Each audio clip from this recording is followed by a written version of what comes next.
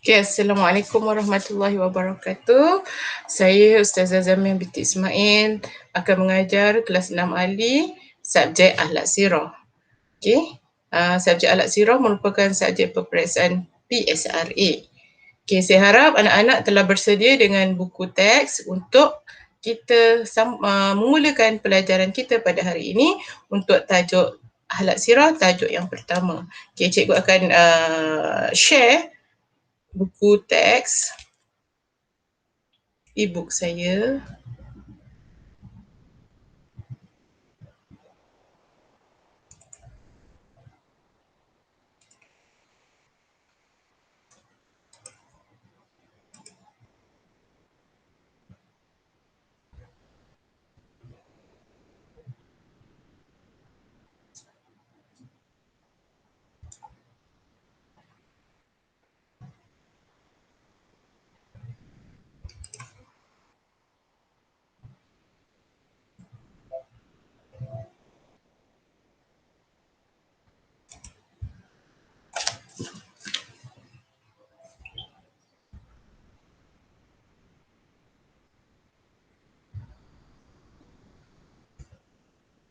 Okey, kita teruskan dengan adab menziarahi jenazah. Okey, kita tengok bila berlakunya kematian, kita akan pergi menziarahi jenazah-jenazah. Kan? Mesti ada, setiap benda yang kita lakukan mesti ada adab. Kita tak boleh melanggar je apa-apa yang dalam kehidupan kita. Jadi yang pertama, bila ada berlakunya kematian,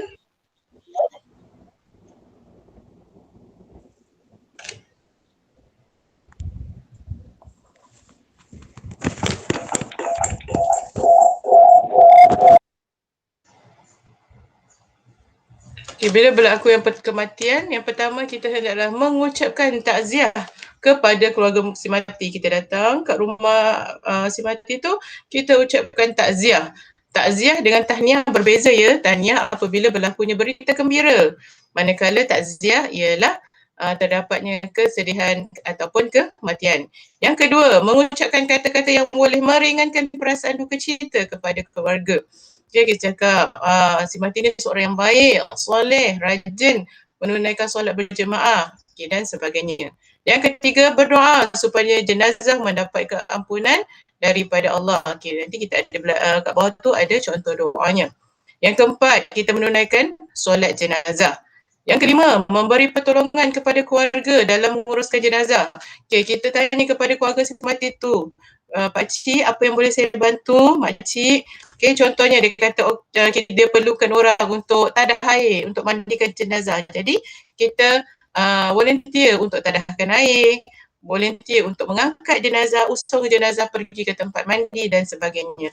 Dan yang keenam, mengiringi jenazah ke tanah perkuburan. Seterusnya, ucapan takziah kepada keluarga.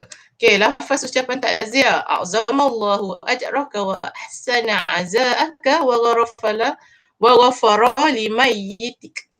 Maksudnya, semoga Allah Subhanahu Wa Taala membesarkan pahalamu dan menguatkan ketabahanmu dan mengampunkan bagi si mati. Okay, saya nak kamu slashkan dekat buku teks. Okay, kita nak hafal makna takziah. Takziah ni biasanya soalan yang famous, selalu masuk periksa. Ini soalan 6 markah. Okay, takziah. Takziah ialah ucapan kepada keluarga si mati takziah ialah ucapan kepada keluarga si mati supaya apa? Supaya bersabar dan menghiburkan mereka dengan pahala yang dijanjikan Allah dan mendoakan keampunan kepada si mati. Saya ulang, takziah ialah ucapan kepada keluarga si mati supaya bersabar dan menghiburkan mereka dengan pahala yang dijanjikan Allah dan mendoakan keampunan kepada si mati beserta keluarga. Okay, kita tengok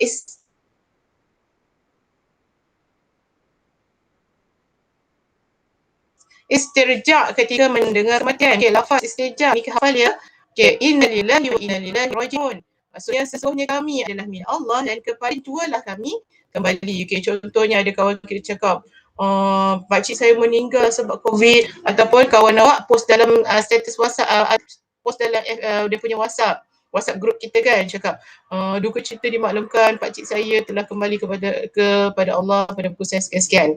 Awak pun kata inna lillahi wa inna ilaihi raji'un. Maksudnya apa? Sesungguhnya kami adalah milik Allah dan kepadanya jualah kami kembali. Okey, seterusnya. Fadilat beradab. Fadilat ni maksudnya fadilat kebaikan benda yang sama. Okey, fadilat beradab maksud yang pertama, dapat mengeratkan silaturahim dengan keluarga si mati. Okay, bila berlaku kematian kita rasa sedih. Orang yang kita sayang pergi tinggalkan kita kan, mestilah sedih. Jadi dengan adanya datang kita, adanya rakan-rakan, adanya jiran, dia dapat lagi mengeratkan silaturahim kita antara kita dan juga keluarga si mati. Yang kedua, memberi keinsafan bahawa kematian adalah qada daripada Allah.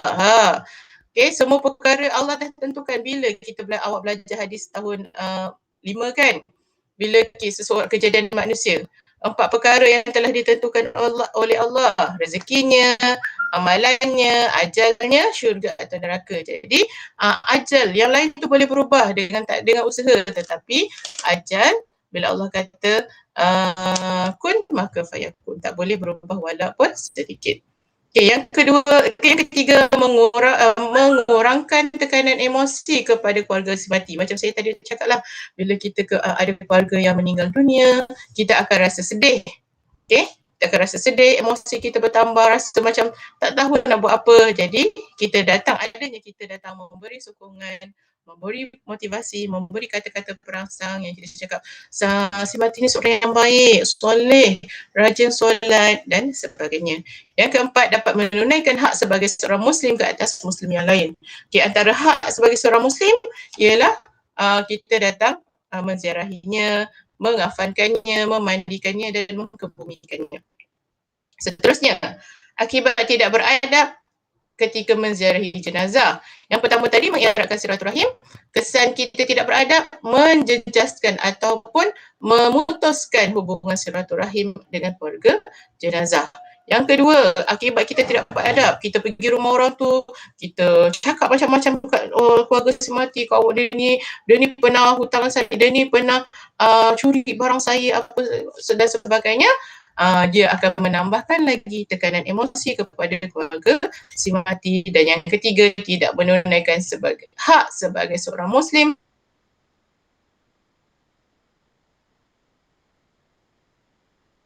kepada Muslimin. Wallahualam. Nanti cikgu akan bagi latihan berserta dengan cikgu punya slide ini. Jadi sebarang pertanyaan, soalan tak faham, awak boleh tanya dekat dalam GC. Wallahualam bisawab. InsyaAllah kita jumpa minggu depan dalam tajuk sirah pula, dan harap pelajar dapat baca dulu tajuk tu, dan apa-apa soalan boleh tanyakan nanti. Assalamualaikum.